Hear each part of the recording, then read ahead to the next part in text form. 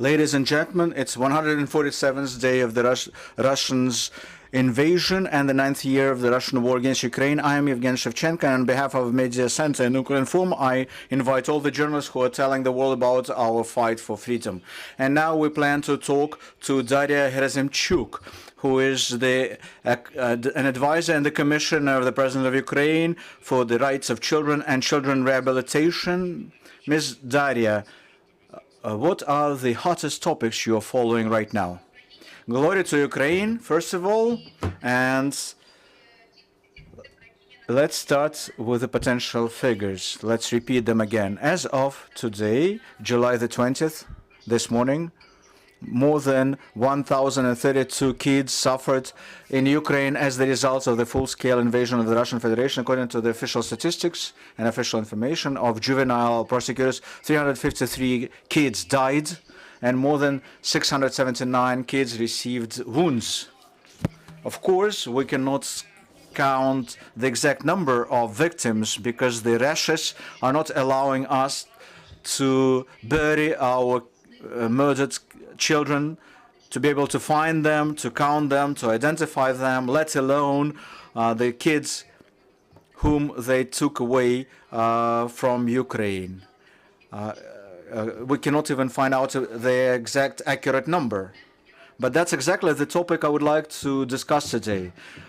Deportation and the forced relocation by the Russian occupants of Ukrainian kids. In the open sources, the Russian authorities are voicing the figure of 350,000 so-called evacuated to the Russian Federation Ukrainian children. Why it's not proper evacuation, as I claim it?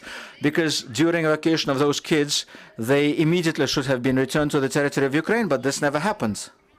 And according to all of the actions and statements made by the Russian authorities, they are not planning to return the Ukrainian kids. So we have to talk here not about any evacuation, but about forced deportation and forced relocation.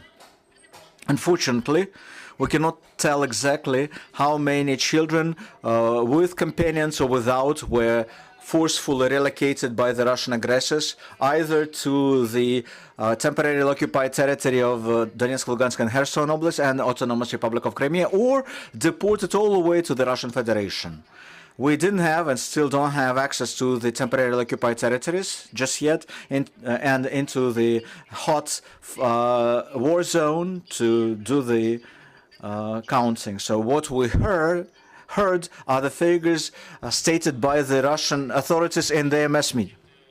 Ms. Darya, can you explain how did it happen that those children ended up at the territory of the Russian Federation? Were they taken or did they leave with their parents? That's what I said. We cannot either confirm or deny the figure of 350,000 relocated children because we have not received any list from them. They cannot support with the documented confirmation and evidence what are those kids they're talking about. They're just mentioning those names. The figure of that we are aware of is 5,100 kids as of today. But every day we receive more applications to the National Information Bureau. That's where people should share the information about the fact of forced deportation of kids or adults. So the Ukrainian authorities currently are verifying and updating the list of already known kids with their personal data. And then we pass this list to the international organizations like International Committee for Red Cross to search for those kids, whether are located in the Russian Federation or not, and to monitor their status now. So what are those kids now? Most of them are the kids who have forcefully relocated along with some of their grown-up relatives or their relatives or parents. Of course, some of those children have lost their relatives, their parents, like in Mariupol. When parents die, an orphan is then forcefully relocated. So among those children, there is a category like that. Also, there's another category with a status of orphan or a person without guardians. And we heard numerous times the Russian Federation would like to forcefully make them the citizens of the Russian Federation. So these kids are in the gravest danger. So this is what we know as of now. We have questions from the audience, please. Ukrinform, Oksana Polishchuk. You just mentioned the figure 5,100 children verified by Ukraine already, right? So 5,100, right? So what are the changes within the last month? So what's the dynamics of increase of this number? Well, this is the figure that we received within the last month. 5,100 children are being searched for, and that's the total amount we received within 1 month. So a good dynamics. Also, I would like to announce to you an advance announcement. On August the 1st, there will be a unified information platform which is called Children of War, where we will keep all the updated information about the children exposed to war in Ukraine. And anyone could find lots of useful information, including journalists, domestic and foreign. So this platform will be launched on August the 1st, and we will have a separate briefing where we'll explain the functionality of that portal, because it will become one of the most important sources or access points for the citizens to help the National Information Bureau, the Prosecutor General's Office, National Police of Ukraine to gather such evidence and data and transfer them, refer them to the international organizations who are searching for those kids. By the way, we managed to bring back 46 children. So far, the mass media communicates about Kira and Yulia. Well, you're well aware of what I'm talking about this, but for currently we have 46 stories like that. What is the government doing to increase the number of such stories? What concrete steps and mechanisms? What's important to understand is that without the lists with names of those kids, it's impossible to start any search actions. We cannot find those kids. That's the reason why we're not communicating and not commenting the figure that has been mentioned in the news sources of the Russian Federation, because their figure of 350,000 kids has not been substantiated by any list of names. This is just a statement that could have no grounds behind them.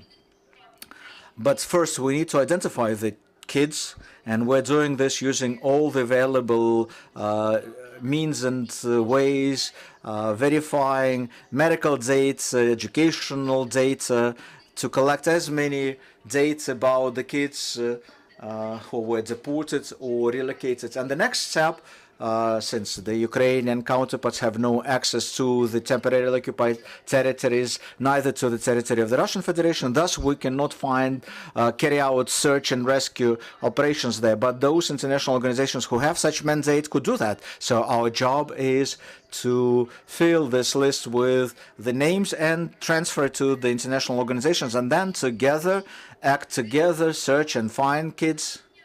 But the process of returning the kids, I ask you not to even ask such questions, because I cannot share any details here, because bringing back every single children will be a unique experience. So we have no uniform algorithm that will cover all of the cases. So we deal separately with each particular situation. Kids on their own, with relatives, with parents, with grandparents, so separate stories. Are there any further questions in the audience? While I'm waiting, I'll ask my own question. Do we have a direct dialogue with Russia on those issues? Or are we talking through go-betweens and, like you mentioned, international organizations? No, you're right. We're talking through go-betweens. We are not talking directly to the Russian Federation. I, personally, am not communicating with the ombudsperson on children from Russian Federation.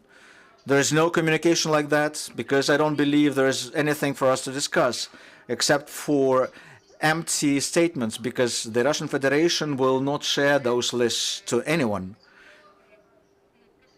Because in essence, that would confirm that what they're doing is they're perpetrating the genocide against the Ukrainian nation, taking a group of Ukrainian kids and relocating them to another nation. This is the most evident form of genocide of the Ukrainian people.